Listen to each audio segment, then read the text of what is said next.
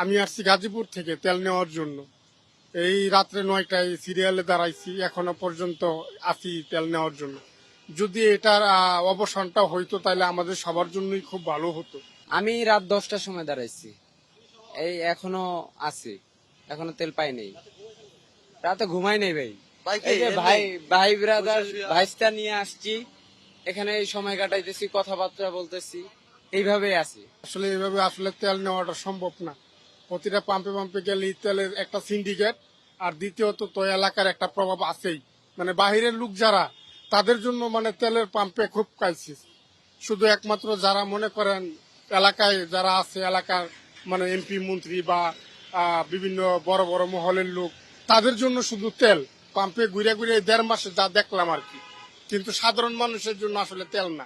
Government যদি distribution করতো প্রত্যেকটা পাম্পে তেল দেওয়ার, তাহলে হয়তো এই হ্যারাসমেন্ট হওয়া লাগতো না যে আমাদের 11-12 ঘন্টা সময় লেগে যাচ্ছে তেল নিতে। তা আমাদের উচিত ছিল কি গভর্নমেন্ট প্রত্যেকটা পাম্পে যদি তেল দিত অ্যাভেলেবল, তাহলে এই সিরিয়ালটাই 12 ঘন্টা থাকা লাগতো না।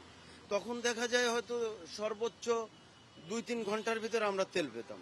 72 ঘন্টা ময়েশ্চার লক সমৃদ্ধ লিলি বডি ওয়াশ, শিয়া বাটারের গুডনেস স্কিন রিপেয়ার করে রাখে সফট ও গ্লোয়িং। এইটা হচ্ছে সবচেয়ে বড় সমস্যা দেখাইছে। এটা হয়তো এটা সরকারি একটা পাম্প, সেনাবাহিনীর একটা স্বায়ত্তশাসিত প্রতিষ্ঠানের, কিন্তু এই পাম্পগুলো ঢাকায় ম্যাক্সিমাম পাম্পেই বন্ধ থাকে তেল।